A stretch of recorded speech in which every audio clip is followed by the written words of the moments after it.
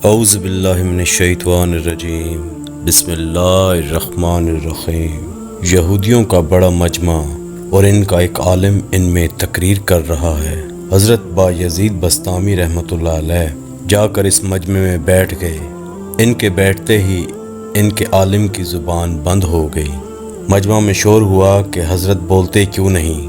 عالم نے کہا دخل فینا محمدی، ہم میں کوئی محمدی آ گیا ہے۔ زبان بند۔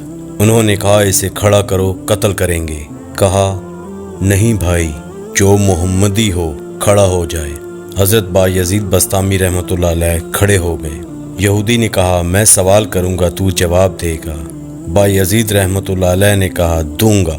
حضرت بایزید رحمۃ اللہ علیہ نے فرمایا کہ میں ایک سوال کروں گا، تو جواب دے گا؟ کہا دوں گا۔ یہودی عالم نے سوالات شروع کر دیے۔ ایک بتاؤ جس کا دوسرا نہیں؟ فرمایا اللہ ایک ہے، اس کے ساتھ دوسرا نہیں۔ کہا دو بتاؤ جس کا تیسرا نہ ہو؟ فرمایا اللیل والنہار، دن اور رات، اس کا تیسرا نہیں۔ کہا تین بتاؤ جس کا چوتھا نہ ہو؟ فرمایا لوح و قلم و کرسی، تین ہے، اس کا چوتھا نہیں۔ کہا چار بتاؤ جس کا پانچواں نہ ہو؟ فرمایا تورات، زبور، انجیل اور قرآن پاک، یہ چار ہیں، اس کا پانچواں نہیں۔ کہا کہ پانچ بتاؤ جس کا چھٹا نہیں؟ فرمایا اللہ نے اپنے بندوں پر 5 نمازیں فرض کی ہیں، 6 نہیں۔ کہا کہ 6 بتاؤ جس کا 7واں نہیں؟ فرمایا خلق السماوات والارض بینہما فی 7 ایام ثم استوی علی عرش، القرآن۔ 6 دن میں زمین و آسمان بنائے ہیں، 7 نہیں۔ کہا کہ 7 بتاؤ جس کا 8واں نہیں؟ القرآن۔ میرا رب کہتا ہے کہ میں نے 7 آسمان بنائے ہیں، اس لیے آسمان 7 ہیں، اس کا 8واں نہیں۔ کہا 8 بتاؤ جس کا 9واں نہ ہو؟ فرمایا میرے رب کے عرش کو 8 فرشتوں نے پکڑا ہوا ہے، 9 نے نہیں۔ کہا وہ 9 بتاؤ جس کا 10 نہیں؟ فرمایا حضرت صالح علیہ السلام کی قوم میں 9 بڑے بدماش تھے، 10واں نہیں تھا، اللہ نے 9 کہا ہے۔ کہا وہ 10 بتاؤ جس کا 11واں نہیں؟ فرمایا حج میں کوئی غلطی ہو جائے تو اللہ ہم پر 7 روزے وہاں رکھنے اور 3 گھر پر رکھنے کو کہا، القرآن۔ یہ 10 ہیں، 11 نہیں۔ کہا وہ 11 بتاؤ جس کے 12 نہیں؟ فرمایا حضرت یوسف علیہ السلام کے 11 بھائی تھے، 12 نہیں تھے۔ کہا وہ 12 بتاؤ جس کا 13 نہیں؟ فرمایا سال میں اللہ کے 12 مہینے بنائے ہیں، 13 نہیں۔ کہا وہ 13 بتاؤ جس کا 14 نہیں؟ حضرت یوسف نے اپنے باپ سے کہا کہ میں نے 11 ستارے دیکھے، ایک سورج دیکھا، ایک چاند دیکھا جو مجھے سجدہ کر رہے ہیں، یہ 13 ہیں، 14 نہیں۔ کہا وہ بتاؤ کیا چیز ہے جس کو خود اللہ نے پیدا کیا، اس کے بارے میں خود ہی سوال کیا؟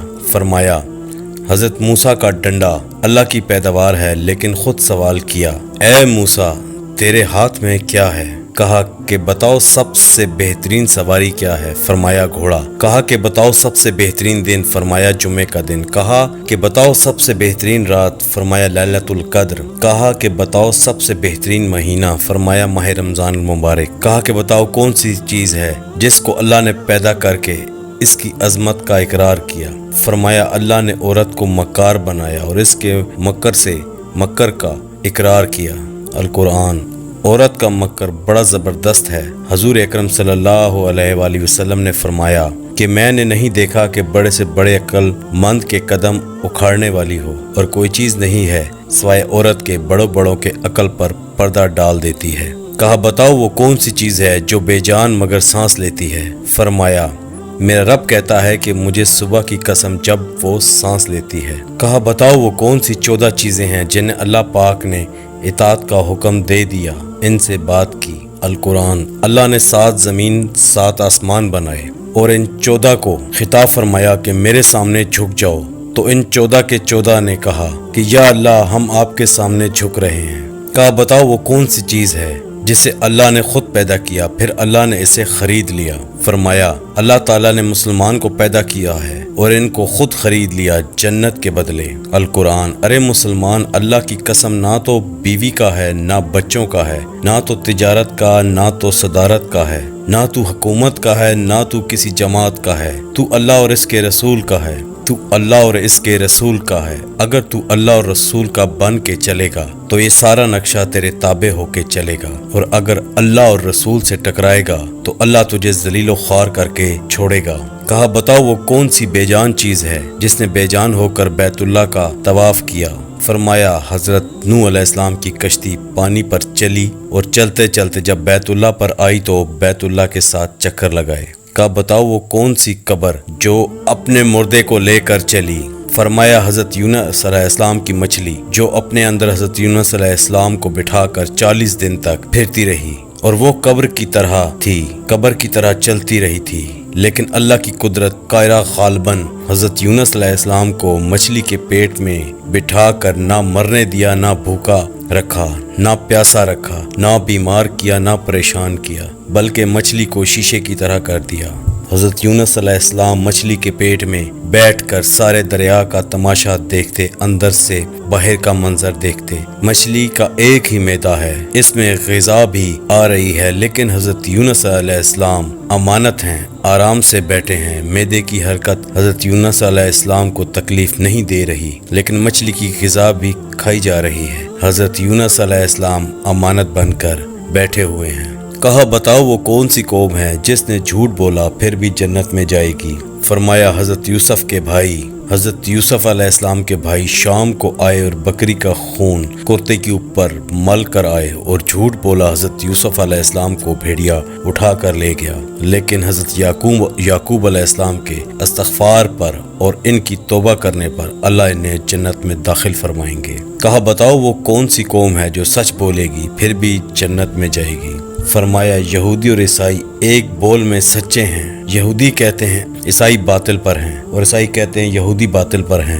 इनमें दोनों सच्चे हैं, दोनों सच्चे हैं इसमें, लेकिन दोनों जहन्नम में जाएंगे। इसके अलावा तू और भी बहुत सवालात हैं, लेकिन वक्त बहुत हो गया इसलिए बाकी को छोड़ रहा हूँ। अब हजरत बायजीद रहमतुल्लाह अलैह ने फरमाया कि अब मेरा भी एक सवाल है, मैं सिर्फ एक सवाल करूँगा, जवाब दोगे?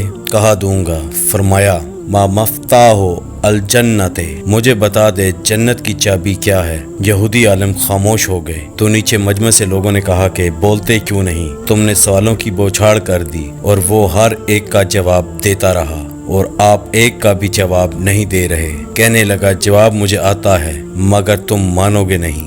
यही आज हम कहते हैं कि जनाब मुझे सारा पता है, तो मानते क्यों नहीं। कहते हैं क्या करें मजबूर हैं, इसी मजबूरी को तोड़ने के लिए कहते हैं कि अल्लाह के रास्ते में निकला जाए। यहूदी आलिम ने कहा जवाब तो मुझे आता है, तुम मानोगे नहीं। कहने लगे अगर तू कहेगा तो हम मानेंगे कि जन्नत की चाबी तो मोहम्मद रसूलुल्लाह सल्लल्लाहु अलैहि वसल्लम है। हजूर अकरम सल्लल्लाहु अलैहि वसल्लम ने इरशाद फरमाया कि जन्नत की चाबी मेरे हाथ में है और जन्नत का झंडा मेरे हाथ में है। सारी दुनिया के इंसान मेरे झंडे के नीचे जन्नत में जाएंगे, कोई मेरे झंडे से निकल नहीं सकता। जन्नत का दरवाजा और चाबी आपके हाथ में कोई जा नहीं सकता। जन्नत वाले जन्नत के दरवाजे पर पहुंच चुके हैं, आए हैं और दरवाजे पर खड़े हैं। दरवाजा बंद है, हजरत आदम के पास आते हैं, ए हमारे बाप, तू ही हमारा जद्दे अव्वल, तू ही हमारा सबसे बड़ा, तू ही जन्नत का दरवाजा खुलवा। वो इरशाद फरमाएंगे अरे मैंने ही तो जन्नत से निकलवाया था, मैं तुम्हें कहाँ से दाखिल कराऊं, ये मेरे बस की बात नहीं है। हजरत नूह अलैहिस्सलाम के पास आएंगे,